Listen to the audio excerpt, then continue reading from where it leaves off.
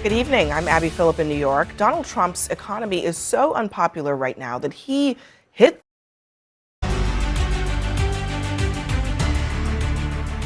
Good evening. I'm Abby Phillip in New York. Donald Trump's economy is so unpopular right now that he hit the road to Pennsylvania with the goal of sharpening his message. Except that look at all the topics that he talked about, aside from groceries.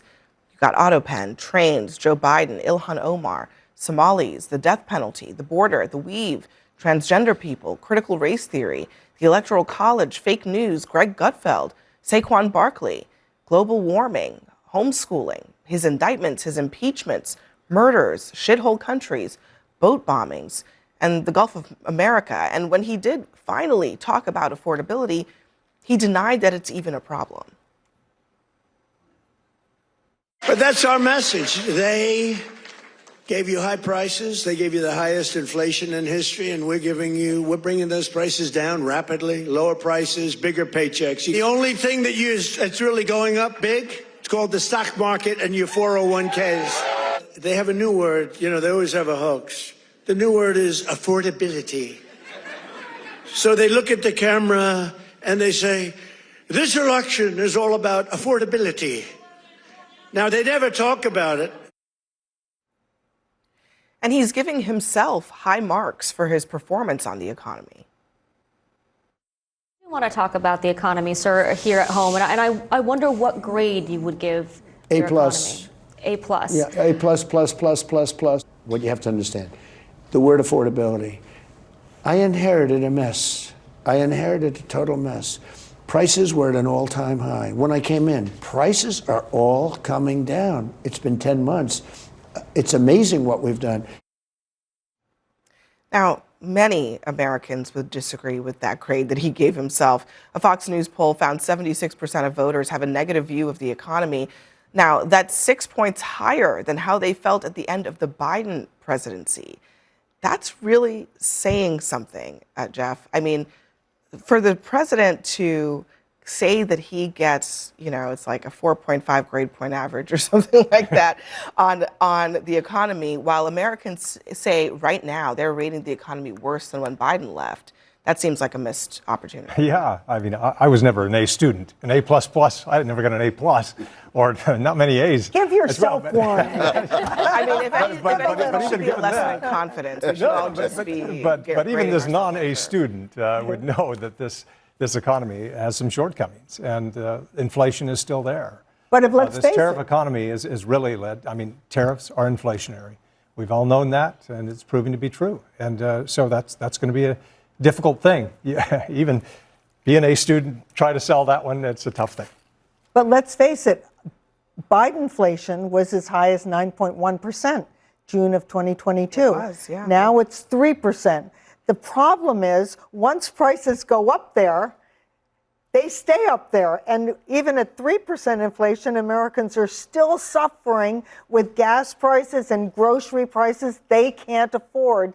There's a difference between slowing inflation and actually lowering prices. Yeah. The latter is very hard to do. Well, Wouldn't you say? you don't even really want prices to go down. But there's another element of this that I think is notable. This is how one of our analysts, David Goldman, put it. He's calling it the wind chill economy. He says paycheck gains are shrinking as inflation heats up again. Prices on items you can't avoid buying are growing much faster than overall inflation. So this is the wind chill economy. It feels worse than it actually is. And I think that's an important insight, because what's happening, Kevin, is that it's not just these sort of macro numbers, the CPI, the entire sort of basket of things that people are buying. It's the things that they have no choice but to buy, the things that they have no choice but to pay for, the electricity that powers their homes, their groceries, breakfast foods, whatever it is. That's why people are saying that all they're fair worse. comments, but you started with the list of the narrative inside of his stump speeches. It's clear to everybody that watches policy, I'm one of those, that we are starting the midterm season a little early this year. He's on a midterm stumping speech, because that's what's going on here. And that's one part of the narrative. The victory tour on the economy is based on how strong the numbers are. GDP's pretty good. And you still have 52 cents of every dollar coming in from around the world into the S&P 500. Also, very good. But what you're bringing up, and you also mentioned it, input costs on tariffs are starting to hurt because we're 100 basis points. The mandate for the Fed is 2% inflation. We're 3.1. So all of these things you're talking about in terms of daily costs, gasoline and whatever else that you look at, and mortgages too, they're up a little bit. That's trying to herd in inflation. And I agree that we have to fine-tune before the midterms the final deals with China, India, places like Canada, other countries.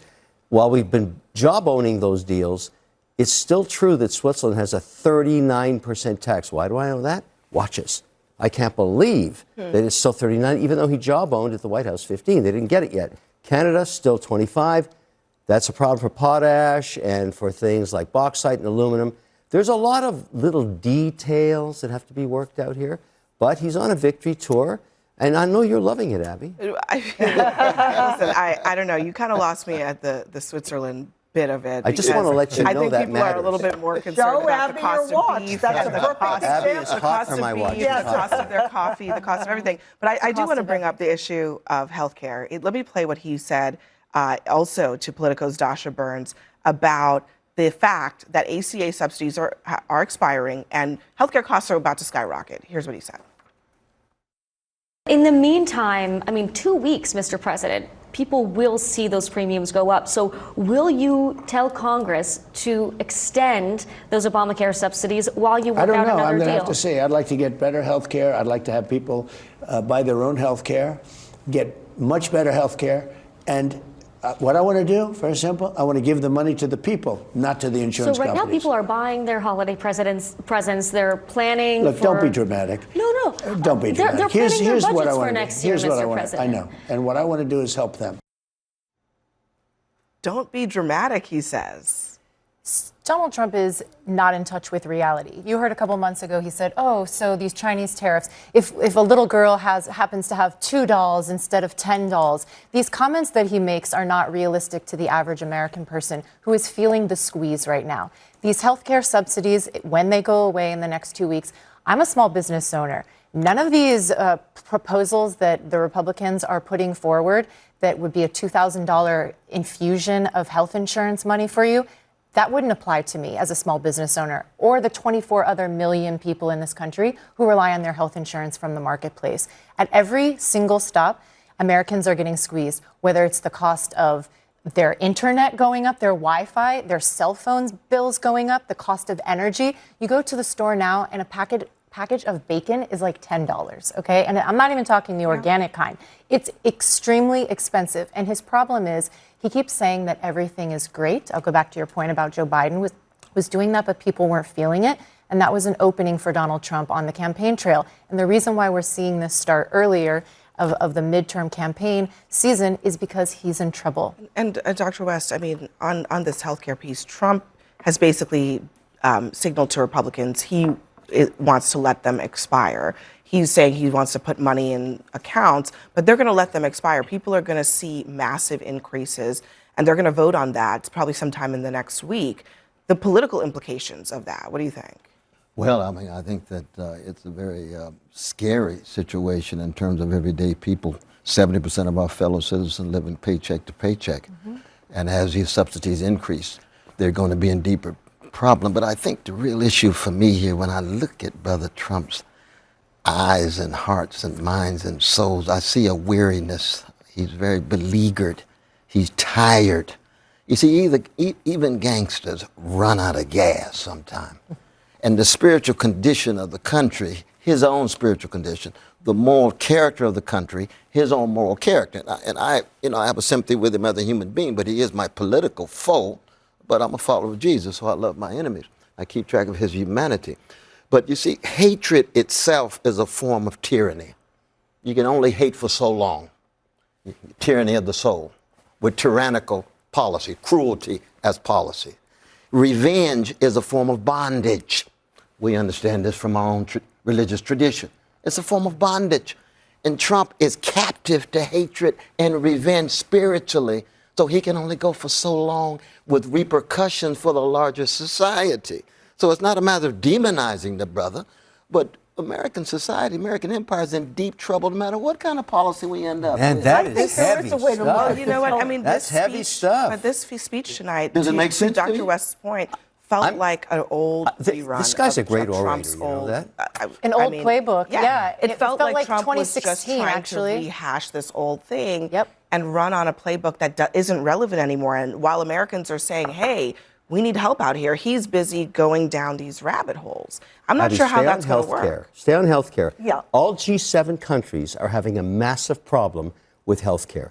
Everybody's trying everything. Yeah, because people We're are one of the aging. G7. Yeah. Nobody's got it right, but I know this for sure, and I think you have to decide: is it going to be the economy in the midterms, or is it going to be healthcare, or both? Both. James It Calder could coined the very well be idea it's both. about the economy stupid, Yeah. but healthcare this time has to be bipartisan. You can't separate the Yes, two. It has and to be. I'd like to can't. point out that if the Republicans agree to extend the subsidies for 2 or 3 years, which some Republicans do want to do, Some do, they but should that do doesn't it seem in to be what they're going to exchange do. for improving what's really bothering people about Obamacare.